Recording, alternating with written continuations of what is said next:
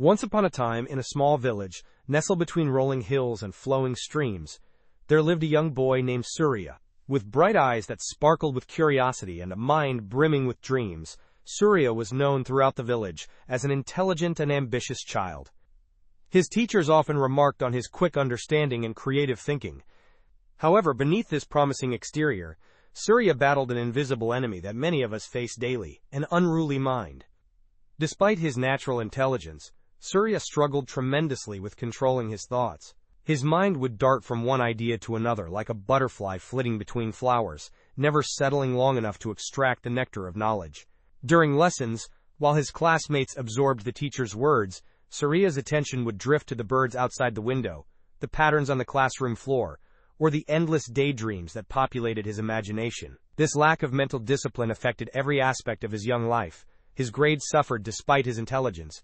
Tasks that required sustained attention remained incomplete. His parents and teachers grew increasingly concerned as they watched a child with immense potential falter, simply because he couldn't harness the power of his own mind. The frustration Suria felt was overwhelming. He knew he was capable of more, yet he couldn't understand why his mind betrayed him so consistently. Each failed test and incomplete assignment deepened his sense of inadequacy, creating a cycle of negative thoughts that only worsened his ability to focus. One particularly difficult day, after receiving yet another disappointing grade, Suria sought solitude under the ancient banyan tree at the edge of the village. The massive tree, with its sprawling roots, had stood witness to generations of villagers and their stories. As tears of frustration rolled down his cheeks, Suria didn't notice the approaching figure of his grandfather. Grandfather Rajan was a respected elder in the village, known for his wisdom and the calm demeanor that seemed to follow him like a gentle breeze. His wrinkled face carried the map of a life well lived, and his eyes held the sparkle of someone who had discovered life's deeper truths. Noticing his grandson's distress, Grandfather Rajan quietly sat down beside Suria, on one of the tree's massive, exposed roots. For a moment, he said nothing, allowing the sounds of nature to fill the space between them, the rustling leaves, chirping birds, and distant laughter of children playing. "What troubles you, my child?" he finally asked, his voice gentle yet firm, like the trunk of the banyan tree itself. Suria looked up, surprised by his grandfather's presence. Something about the old man's calm presence made it easy for the boy to open up. The words tumbled out like water from a broken dam. His inability to focus, the wandering of his mind, his failing grades, and the growing sense that he would never achieve his dreams. "Grandfather," Suria concluded with a trembling voice, "I try so hard, but my mind refuses to obey me. It's like trying to hold water in cupped hands. It always finds a way to escape." Grandfather Rajan nodded thoughtfully, his eyes reflecting understanding rather than judgment. After a moment of contemplation, a warm smile spread across his weathered face. "Young man," he began, "controlling your mind is indeed one of life's greatest challenges. But remember this: what seems impossible today becomes possible with practice and proper guidance. Let me share a story that might illuminate your path forward." "Long ago in our ancient land," Grandfather began, his voice taking on the rhythmic quality of a seasoned storyteller, "there lived a legendary archer named Arjun. His skill with the bow was unmatched throughout the kingdoms. It was said that Arjun could hit the eye of a revolving fish by looking only at its reflection in water. His precision was so extraordinary that kings and warriors from distant lands would travel just to witness his archery." Suria's eyes widened with interest. He had heard tales of the great Arjun before, but never from his grandfather, who had a special way of bringing stories to life. One summer day, as Arjun was practicing in the royal archery grounds, a young boy approached him. The boy, not much older than you, Suria, bowed respectfully and said, "Great Arjun, I wish to become an archer as skilled as you. Will you accept me as your student?" Arjun looked at the boy carefully. He saw determination in the child's eyes, but also noticed a restlessness that reminded him of himself in his younger days. Intrigued, Arjun agreed to take the boy under his wing. The training began immediately. Arjun taught the boy the proper stance, how to hold the bow, and the technique of drawing the string. The young archer showed natural talent. His form was good, and he learned quickly, but Arjun soon discovered a significant problem. Despite the boy's physical abilities, his mind was untamed. While practicing, the young archer's attention would constantly shift, to birds flying overhead, to other archers practicing nearby, to the sounds of the palace, or to his own wandering thoughts. Suria shifted uncomfortably, recognizing himself in the description of the young archer.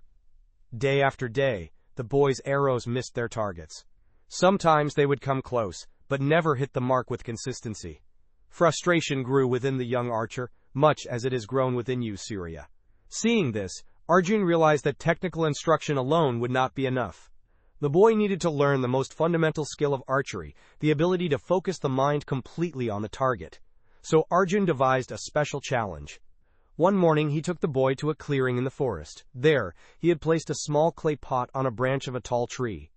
The pot had a narrow neck, barely wider than an arrow. Today, Arjun announced, you will hit the neck of that pot, not the wide body but the narrow neck specifically. The boy looked at the target with doubt. It seemed impossible. The pot was far away, and its neck was such a small target. Nevertheless, he took his position and raised his bow. Before he could release the arrow, Arjun stopped him. Tell me, asked the master archer, what do you see? The boy, confused by the question, replied honestly, I see the pot hanging from the tree branch. I see the forest around it. I see birds flying above. I see clouds in the sky. I see the sun shining through the leaves. Arjun nodded knowingly. And that is why your arrows never find their mark. Your vision, like your mind, is scattered. You will never hit the target. If your awareness is divided among so many things, when you aim, you must see nothing but the target. In this case, the neck of the pot. The tree, the forest, the birds, the clouds, all must disappear from your consciousness. The young archer tried again, attempting to focus solely on the pot's neck. But years of mental habit could not be broken in an instant. His mind continued to register everything in his field of vision, and his thoughts continued to wander. After several failed attempts, the boy lowered his bow in defeat. I can't do it, he admitted, his voice heavy with disappointment. My mind won't obey me. Arjun placed a reassuring hand on the boy's shoulder. Your mind, he explained, is like a wild horse that has never known a rider. It runs wherever it wishes, following whatever catches its attention. To master archery, or any skill, you must first become the master of your mind. This is not accomplished in a day, or even a week. It requires patient, persistent training. How do I train my mind? The boy asked, a new determination entering his voice. Begin each day with silence, Arjun instructed. Sit quietly and focus on your breath. Nothing else. When thoughts arise, as they inevitably will, acknowledge them without judgment, and gently return your attention to your breath. At first, you may only maintain focus for a few seconds before your mind wanders. This is normal. With practice, those seconds will become minutes, and eventually, you will develop the ability to direct your attention wherever you choose, for as long as necessary. Additionally, Arjun continued, when you practice archery, do so with complete presence. Don't shoot 100 arrows with a scattered mind. Instead, shoot 10 arrows with perfect focus. Quality of attention matters more than quantity of practice. The boy listened intently, recognizing the wisdom in Arjun's words. Though the path seemed difficult, he committed himself to the training with unwavering dedication. Each morning before sunrise, the young archer would sit in meditation, training his mind to remain steady on a single point of focus. Throughout the day, he practiced being fully present in each activity, whether eating, walking, or conversing with others. And when he practiced archery, he did so with a new approach, prioritizing mental focus over physical repetition. The transformation did not happen overnight. There were days of frustration, when his mind seemed as unruly as ever. But gradually, almost imperceptibly, changes began to occur. His periods of sustained focus grew longer. His awareness became sharper. His mind, once his greatest obstacle, slowly became his most powerful ally. 6 months later, Arjun brought the boy back to the same clearing, and set up the same challenge. The clay pot hung from the tree branch, its narrow neck presenting a formidable target. This time, when the young archer took his position and raised his bow, something remarkable happened. As he fixed his gaze on the pot's neck, everything else, the tree, the forest, even the sounds around him, faded from his awareness. His entire being became concentrated on that single point in space. In that moment of perfect focus, he released the arrow. The sound of clay shattering broke the silence of the forest. The arrow had struck precisely where intended, through the narrow neck of the pot. Arjun smiled with pride. "You have learned the most important lesson of archery," he told his student. "You have learned to master your mind." Grandfather Rajan looked deeply into Surya's eyes, which now shone with understanding and hope. "My child," he said gently, "just like that young archer, you too can master your mind. It requires practice, patience, and unwavering dedication. The mind is the most powerful tool we possess, but without proper training it can become our greatest limitation. Train your mind to focus on the present moment, whether you're studying mathematics, reading a book, or simply listening to your teacher. When you notice your attention wandering, gently bring it back, without frustration or self-criticism. Each time you do this, you strengthen your mental muscles, just as physical exercise strengthens your body." Surya absorbed his grandfather's words, feeling a new sense of possibility awakening within him. For the first time he understood that his wandering mind wasn't a permanent flaw, but rather an untrained ability waiting to be developed. "I will try, grandfather," he promised, determination evident in his voice. "I will train my mind as the young archer did." True to his word, Surya began his journey toward mental mastery that very day. Each morning before school, he would sit quietly in the corner of his room, focusing on his breath for 10 minutes. At first, staying focused even for a few seconds seemed impossible. Thoughts would constantly intrude, pulling his attention in countless directions. But remembering the story of the young archer, he persisted. In school, Surya applied the same principle of mindful attention. When studying, he would focus completely on one subject at a time, giving it his full presence. When his mind inevitably wandered, he would notice this without judgment, and gently redirect his attention back to the task at hand. Each instance of catching his wandering mind and bringing it back was a small victory, a strengthening of his mental muscles. His parents and teachers noticed the change in Surya before he did. His homework was completed with greater care. His participation in class became more thoughtful and consistent. His test scores began to improve, first gradually and then dramatically. The transformation extended beyond academics. Surya found that he enjoyed his daily activities more deeply when he experienced them with full attention. Food tasted better when eaten mindfully. Conversations became more meaningful when he listened completely. Even play became more joyful when engaged in with undivided attention. Months passed, and Surya's ability to direct and sustain his attention grew stronger. The boy who once couldn't focus for more than a few minutes could now study for an hour, without significant distraction. His grades reflected this change, as did his growing self-confidence. One evening, as Suria sat with his grandfather under the same banyan tree where their journey had begun, the old man asked, "Tell me, my child, what have you learned from your practice?" Suria thought carefully before answering. "I've learned that controlling my mind is difficult, but not impossible. I've learned that each time I bring my wandering attention back to the present moment, I grow stronger. And most importantly, I've learned that the quality of my life depends on the quality of my attention." Grandfather Rajan nodded approvingly. "You have discovered what many adults never realize, that true power comes not from controlling the outside world, but from mastering your inner landscape. The mind, when properly trained, becomes not a hindrance but the greatest tool for achieving your dreams."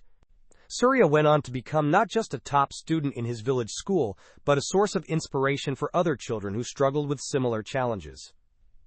He shared the story of Arjun and the young archer with friends who had difficulty focusing, helping them understand that mental mastery was a skill that could be developed through consistent practice. As he grew older, Surya applied this fundamental skill to every area of his life. In his studies, his relationships, and eventually his career, the ability to direct his attention with precision and sustain it with stamina became his greatest strength. The boy who once couldn't focus long enough to complete a simple assignment grew into a man capable of achieving whatever goal he set for himself. And through it all, he never forgot the lesson he had learned under the banyan tree, that the mind, when untrained, can be our greatest limitation, but when mastered, becomes the key that unlocks our fullest potential. Dear viewer, the tale of Surya and the young archer carries a timeless wisdom that applies to each of us. In our modern world of constant notifications, endless entertainment, and information overload, the ability to control our attention has become more valuable than ever before. When you find your mind scattered and your focus fragmented, remember that you possess the innate capacity to direct your attention where you choose. Like Suria, you can train your mind through consistent practice. Begin with just a few minutes of focused attention each day, whether through meditation, mindful breathing, or simply giving your complete presence to whatever task lies before you. With patience and persistence, you'll discover that the power to achieve your goals and realize your dreams has been within you all along, waiting only for you to master the art of directing your mind. Remember that mastering your mind is not a destination, but a lifelong journey. There will be days when focus comes easily, and days when your attention seems impossible to corral. The key is to continue the practice, without judgment or frustration, understanding that each moment of redirected attention strengthens your mental muscles. As you develop this skill, you'll find that life takes on a new richness and depth. Relationships become more meaningful when you're fully present with others. Work becomes more satisfying when approached with undivided attention. And challenges become more manageable when faced with a focused mind. The story of Suria reminds us that our greatest limitations often exist only in our minds, and that with proper training, these same minds can become our greatest assets. Just as the young archer learned to see only the neck of the pot, we too can learn to direct our attention precisely where it's needed, filtering out distractions and achieving what once seemed impossible. If this story has resonated with you, I encourage you to begin your own practice of mental mastery today. Start small, perhaps with 5 minutes of focused breathing or giving your complete attention to a simple daily task. Notice when your mind wanders, and gently bring it back without self-criticism. With time and consistency, you'll develop the mental clarity and focus that can transform every aspect of your life. Thank you for joining me for this tale of transformation and possibility. If you found value in Suria's journey, please consider subscribing to our channel and sharing this video with friends, family, or colleagues who might benefit from its message. Together, we can build a community dedicated to developing our highest potential through the ancient, yet timeless practice of mastering our minds. Your support enables us to continue sharing these stories of wisdom that have the power to change lives one mind at a time.